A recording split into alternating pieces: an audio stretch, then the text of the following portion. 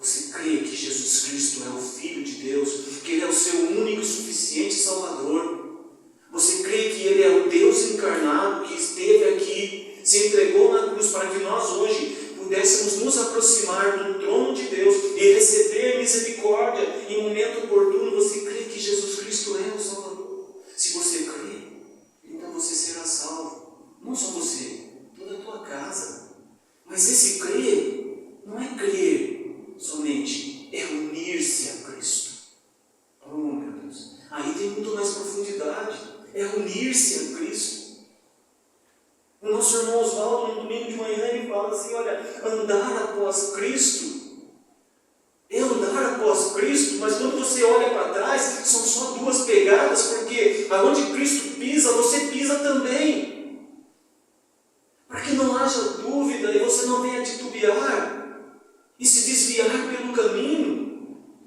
E andar tão próximo de Cristo que você se parece com Ele, porque foi assim que Enoque andou com Deus, até o momento em que ele não era mais, porque ele já não era mais conformado a esse mundo, e o Senhor o tomou para si. Está lá em Gênesis 5. Por isso que ser filho de Deus, cristão, salvo pelo sangue de Cristo, para nós é uma dádiva tão grande que não tem preço, não tem como pagar.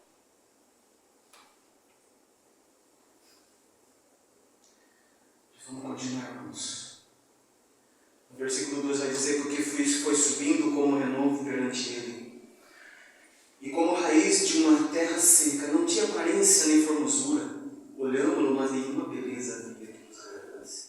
Irmãos, Isaías 53, ele está relatando, é uma profecia, mas ele está relatando o que aconteceria com Jesus Cristo lá na cruz, com o Filho de Deus, aqui, cerca de 740 anos antes do acontecimento literal do Filho de Deus crucificado. Isaías está dizendo, mas na perspectiva daquele que olha. É como se nós estivéssemos lá. Porque Isaías vai dizer, olha, nós olhamos para ele, mas nenhuma beleza havia que nos agradasse. Sabe, irmãos, aqueles que estavam ali, que participaram da crucificação, blasfemaram contra Cristo, eles olharam para a humanidade de Cristo, o seu corpo ali dilacerado pelos açoites recebidos injustamente, uma questão humana, mas justo diante de Deus. Ele foi moído ali, mas aquele povo que não o conhecia via apenas a sua aparência. Não via Jesus como um Filho de Deus na sua santidade, embora crucificado.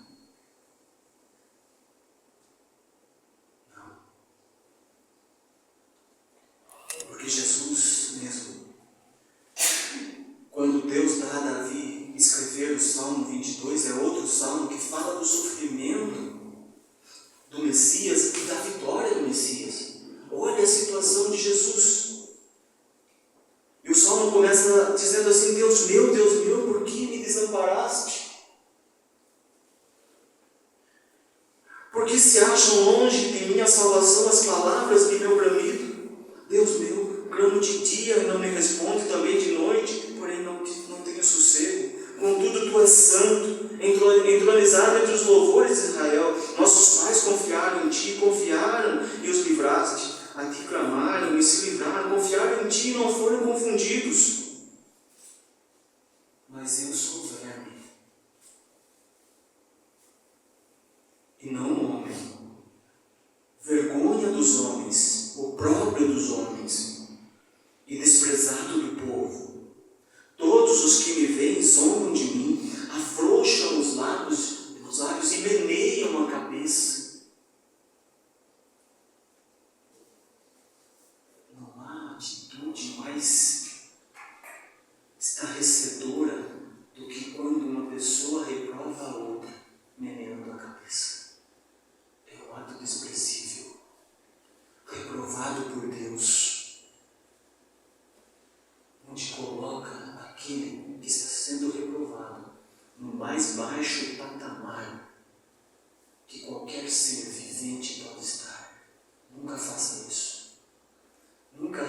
nunca reprove ninguém meneando a cabeça. Vocês não têm a ideia de quão triste é isso para quem recebe a reprovação. E essa é a situação de Jesus Cristo na cruz. Ele foi zombado, foi cuspido, esbofeteado. Olhavam para ele, zombavam dele, de Deus, o Pai, meneavam a cabeça, reprovando a Jesus Cristo. Porque a palavra de Deus diz, lá em Deuteronômio, maldito é tudo aquilo que for pregado no madeiro. Ele se fez maldito por nós.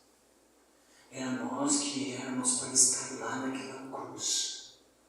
Mas nem digno para morrer de cruz nós éramos e não somos.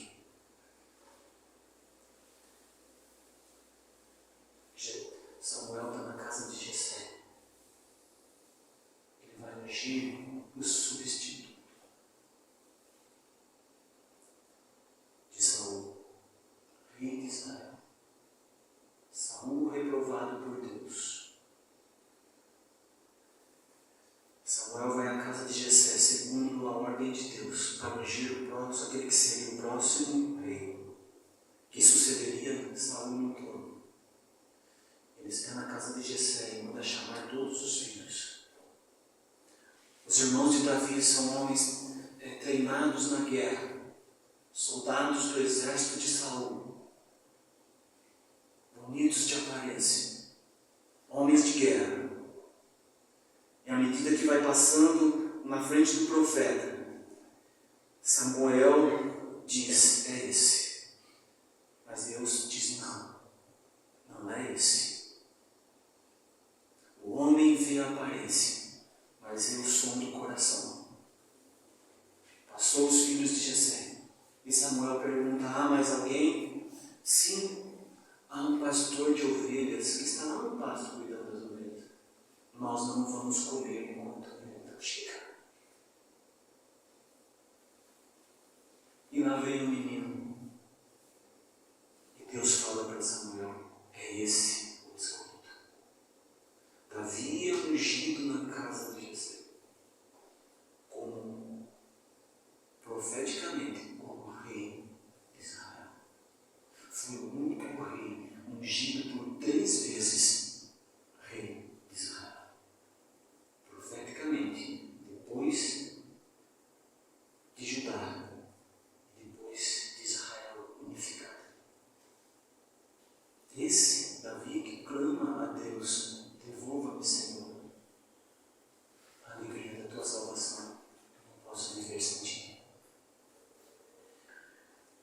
Jesus era desprezado e o mais rejeitado entre os homens de dores e que sabe o que é padecer. E como um de quem os homens escondem o rosto, era desprezado e dele não fizemos caso. Dele não fizemos caso. No versículo 4 vai dizer, certamente, ele tomou sobre si. E mais uma vez, Isaías está escrevendo uma profecia que aconteceria. E o povo ali, participante de tudo aquilo, equivocado a respeito da pessoa de Jesus Cristo. Porque vai dizer aqui, certamente ele tomou sobre si as nossas enfermidades e as nossas dores levou sobre si. As nossas enfermidades da alma, as nossas dores da alma, causadas pelo pecado. Davi vai falar, o pecado está na minha presença continuamente. Os meus ossos se secaram por causa do pecado. Mas ele se arrependeu. Ele levou sobre si as nossas enfermidades e as nossas dores. E nós o reputávamos, nós o considerávamos por aflito. Sabe o que é uma pessoa aflita, irmão? É uma pessoa agoniada, angustiada. Mas Jesus não está assim.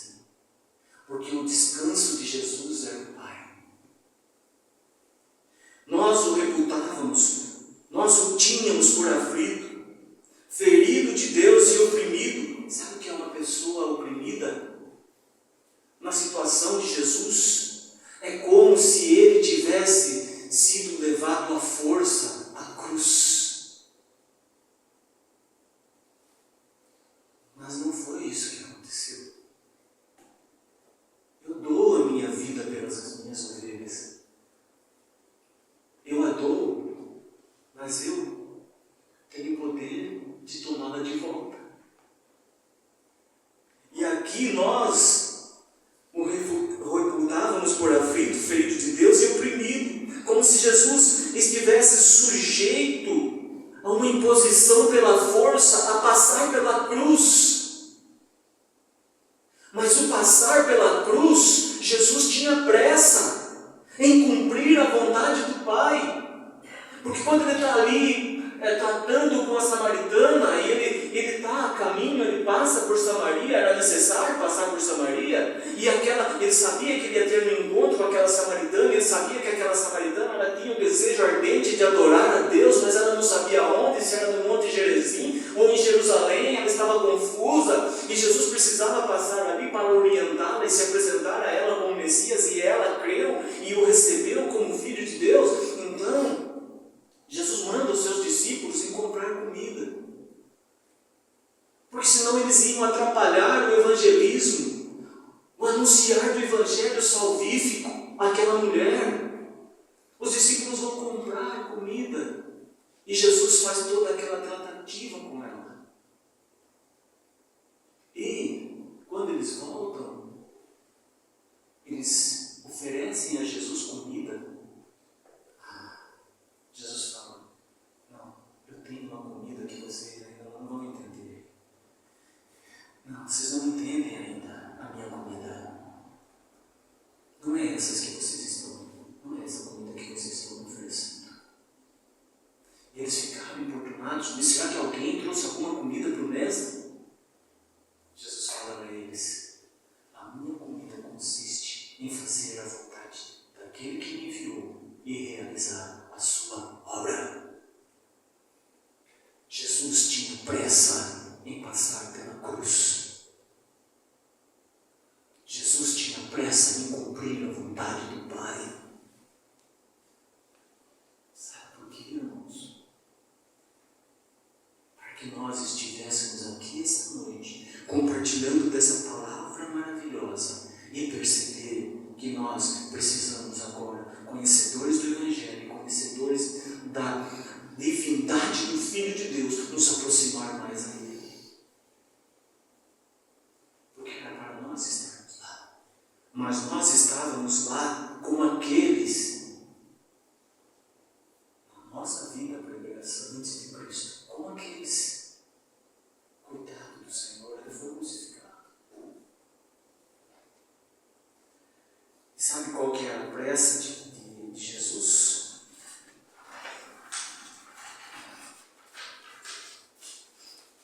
É porque todos nós andávamos desgarrados como ovelhas, cada um se desviava pelo caminho, mas o Senhor fez cair sobre ele a iniquidade de nós todos.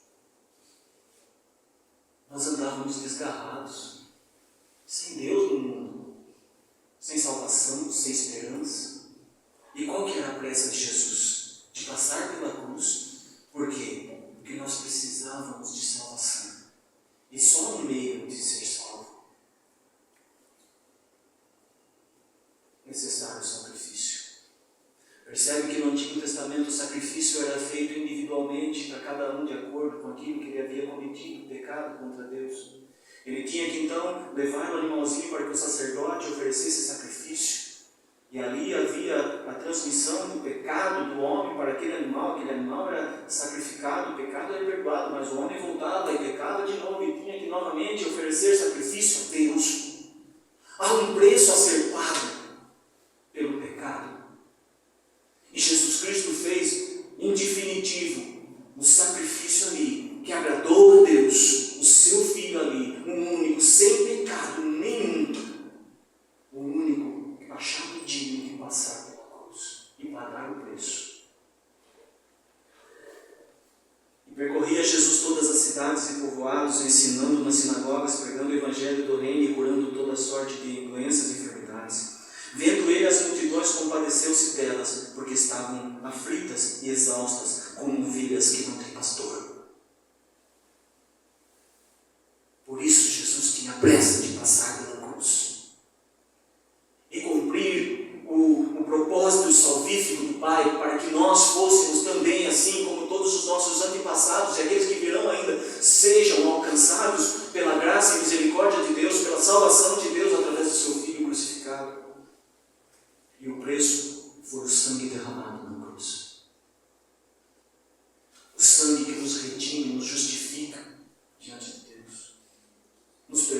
nos lava de toda impureza do pecado. Ele foi oprimido e humilhado, mas não abriu a boca. Como cordeiro foi levado a um matadouro, e como ovelha muda perante os seus tosqueadores, ele não abriu a boca. Jesus não abriu a boca. Ele era esbofeteado, ele foi chicoteado, e tudo aquilo que ele sofreu fisicamente, ele não abriu a boca. Mas é interessante, irmãos, que o Senhor não divide a sua glória com ninguém. O Senhor não divide a sua glória com ninguém.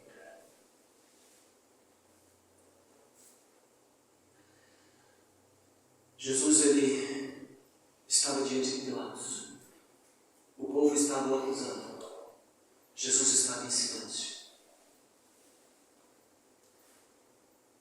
O Filho de Deus não deve resposta ao homem caído.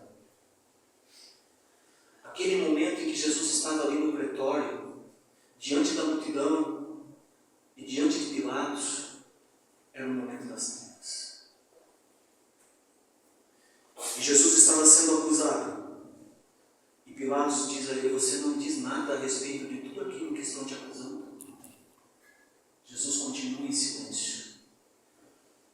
Mas há um momento que Pilatos diz para ele: você não sabe que eu tenho poder para te libertar e poder para te crucificar? Irmãos, nós o reputávamos por aflito, ferido de Deus. Jesus não foi levado à força, porque ele responde a Pilatos: nenhum poder você teria sobre mim, se lá do alto não lhe fosse concedido. Quando Pedro ele tira a sua espada da bainha e corta a orelha de Malco, o servo do sumo sacerdote, no momento da sua prisão, que ele deixou ser preso, Jesus o repreende e diz para ele: se eu quisesse agora, eu rogaria ao Pai e ele me mandaria mais de 12 legiões de anjos a meu favor, ao meu socorro. Sabe, irmãos, 12 legiões de anjos são mais de 72 mil anjos. E a palavra de Deus diz, lá em 2 Reis, no momento em que Senaqueribe sitiava Jerusalém, quando Ezequias era o rei, a palavra de Deus lá diz que somente um anjo foi necessário para ferir 185 mil soldados do exército assírio. Um anjo. Imagina o Senhor Jesus Cristo, se ele não quisesse passar pela cruz, ele não seria preso. Irmãos, mas isso é tudo que o Senhor fez por nós. E ali no versículo 8, para nós encerrarmos: por juízo o opressor foi arrebatado. Juízo opressor é um juízo cruel, duro, é tirânico. Juízo opressor excede tudo aquilo que é razoável e justo. É assim que nós, o povo de Deus, viram a Cristo. E pôde aqui Isaías escrever: por juízo o opressor foi arrebatado. Sabe o que é ser arrebatado? É algo tirado assim bruscamente, tirado à força. Mas não foi isso que aconteceu. E de sua linhagem, quem dela cogitou? Era uma desonra para um judeu casado e não ter filhos. Lembra de Abraão? Senhor, eu preciso ter um herdeiro. O Senhor promete a ele uma nação, mas ele era avançado de idade. Sara era estéril. Mas não é a força do homem, não é o querer do homem. Quando ele se entrega nas mãos de Deus, é a força de Deus, é o poder de Deus, é o querer de Deus na vida dele. Nasceu Isaac, e de Isaac vem Jacó. Estamos nós aqui hoje e fazemos parte da bênção de Abraão, uma grande nação. misericórdia de Deus, pela graça de Deus. Então, irmãos, porquanto foi cortado da terra dos viventes, é um entendimento como se o homem tivesse matado Jesus. Foi cortado da terra dos viventes, por causa da transgressão do meu povo foi ele feito. Sabe, irmãos, tudo isso aqui tem muito mais, mas o tempo já esgotou, que a gente poderia discorrer mais e buscar entender mais deste momento tão maravilhoso, tão único, que foi a crucificação de Cristo. Ah, irmãos, mas como nós o reputávamos por aflito e ferido de Deus, e aí, aqui o escritor pergunta, da sua linhagem, quem a cogitou? É como se ele tivesse sido arrancado da terra, a sua vida fosse arrancada da terra, tirado do convívio, do povo da época, sem linhagem nenhuma. Mas aquele que era o unigênito de Deus, ele se tornou o primogênito de muitos irmãos. Aí, irmãos, para nós encerrarmos, da sua linhagem, quem dela cogitou? Eles zombavam. Está morrendo na flor da idade e não tem um descendente. Não há de zombar. Meneavam a cabeça, reprovavam, diziam impropérios contra ele. Mas a resposta de Jesus na cruz foi: Pai, perdoa, porque eles não sabem o que fazem. Eles não te conhecem, Pai, porque não me conhecem. Apocalipse 5. Vi na mão direita daquele que estava sentado no trono um livro escrito por dentro e por fora, de todo selado com 7 selos. Vi também um anjo forte que proclamava em grande voz: quem é digno de abrir o livro e de desatar os selos? Ora, nem no céu, nem sobre a terra, nem debaixo da terra, ninguém podia abrir o livro, nem mesmo olhar para ele. E eu chorava muito, porque ninguém foi achado digno de abrir o livro, nem mesmo de olhar para ele. João está dizendo: eu chorava muito. Aqui é a revelação do Apocalipse ao apóstolo do amor, que declinava a sua cabeça no peito de Jesus e teve a oportunidade de ouvir os batimentos cardíacos do seu mestre. É aquele que, quando os outros discípulos queriam dirigir-se ao mestre, pediam para que ele falasse, porque ele estava muito próximo do mestre. E ele está dizendo: eu chorava muito, porque ninguém foi achado digno de abrir o livro, e é uma necessidade de abrir o livro, e ninguém foi achado digno nem mesmo de olhar para ele. Todavia, um dos anciãos me disse: não chores, eis que o leão da tribo de Judá, a raiz de Davi, venceu para abrir o livro e os seus 7 selos. Fala de Jesus Cristo crucificado, da sua vitória na cruz. Então vi no meio do trono e dos 4 seres viventes e entre os anciãos de pé um cordeiro como tendo sido morto. Ele tinha 7 chifres. 7 chifres fala da plenitude do poder de Deus, bem como 7 olhos, fala dos olhos de Deus que percorrem toda a terra, que são os 7 espíritos, fala da plenitude do Espírito de Deus, enviados por toda a terra. Veio, pois, e tomou o livro da mão direita daquele que estava sentado no trono. E quando tomou o livro, os 4 seres viventes e os 24 anciãos prostraram-se diante do cordeiro, tendo cada um deles uma harpa e taças de ouro cheias de incenso, que são as orações dos santos, e entoavam um novo cântico, dizendo: digno és de tomar o livro e de abrir-lhes os selos, porque foste morto e com teu sangue compraste para Deus os que procedem de toda a tribo, língua, povo e nação, e para o nosso Deus os constituísse reino e sacerdotes, e reinarão sobre a terra. Está falando de nós, a igreja de Deus.